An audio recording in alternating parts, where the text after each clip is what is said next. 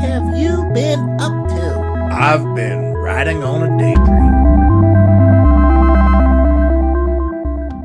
Hey YouTube, thanks for checking out RV Daydream. Listen to all that traffic.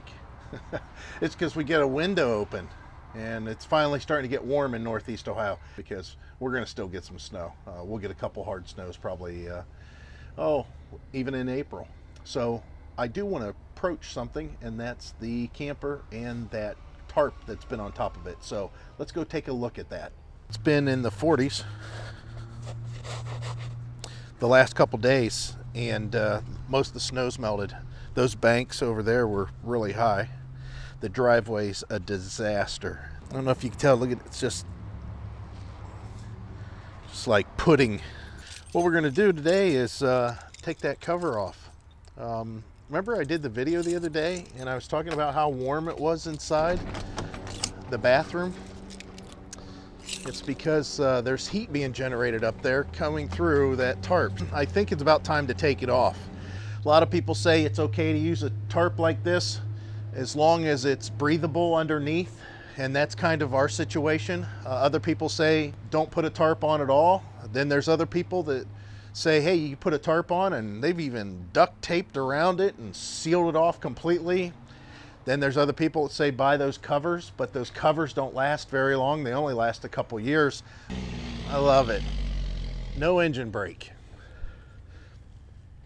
Boy, does that drive me crazy. There's no engine brake signs that are posted, not but 4 houses up from our house.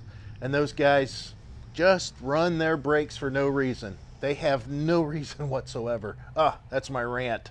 It's another reason we really would rather not be in this area, because of the traffic noise. Let's go ahead and jump into what we said. We'll take that top off and take a look underneath. You can see my rig job.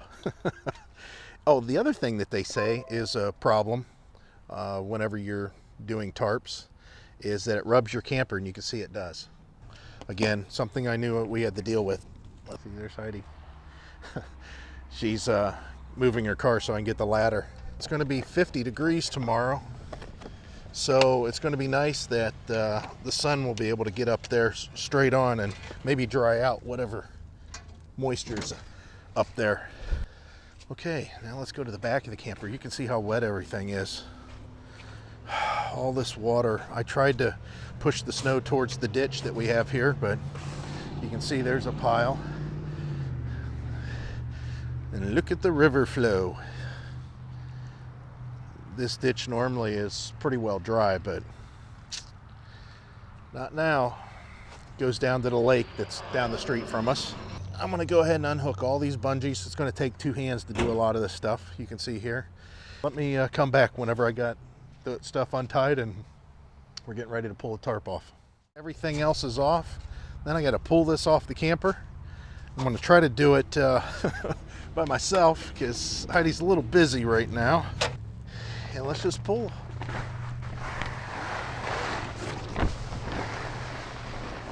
Oh, big hole. Again, this tarp has served its purpose.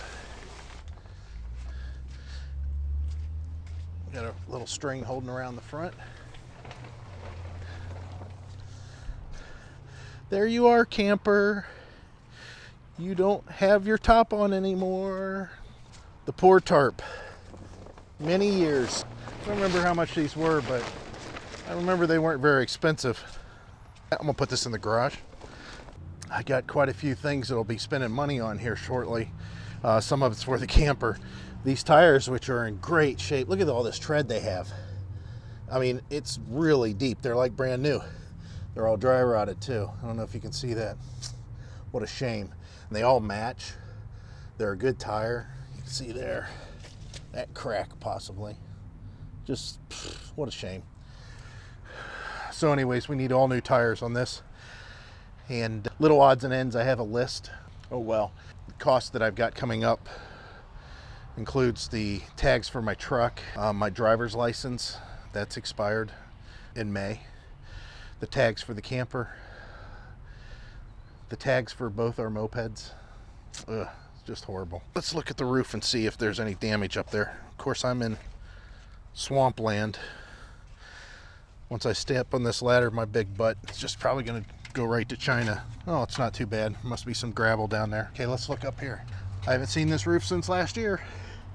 Oh, not bad. Some water on the air conditioner underneath. I don't know if you can see that. There's some water that's standing right there too by the vent. Yeah, I don't like that at all. Here's what you do with your wingman addition that you do to your wine guard antenna.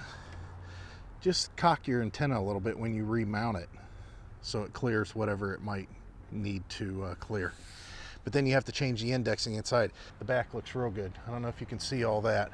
I'm gonna go to the front and we'll rejoin you here in a second. Going to the front. Time for truth.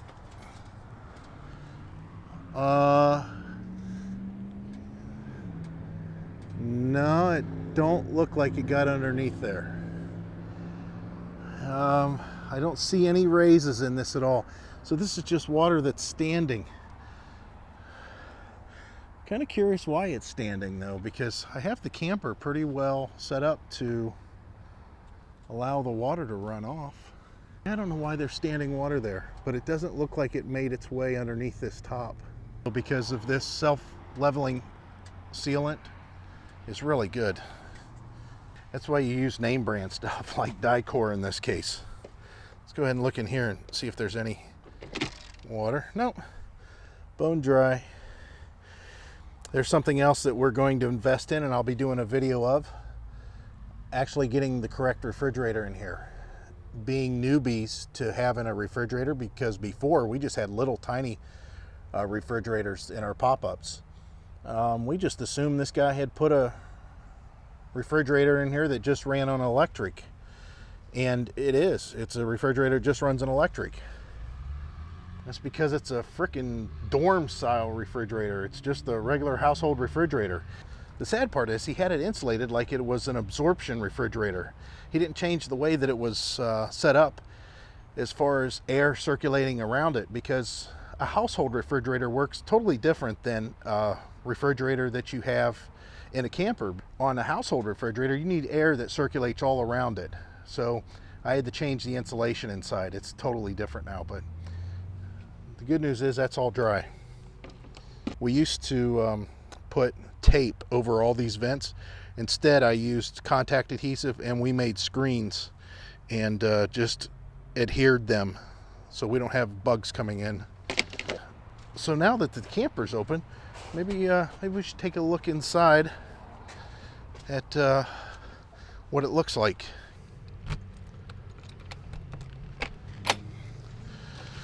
All right, I got to put those covers back on. I don't have any indication of rodents in here. Now I know there's a lot of people out here who do videos, and I know it's an older camper, but I can't afford to go buy a brand new camper. I can't even afford to buy one that's 10 years old. It's just not feasible.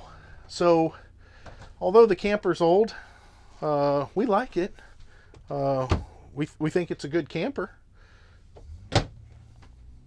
We're not overly proud of it, but it's nonetheless, this thing's going to do well for us. I mean, it's better than nothing, and we got it really cheap.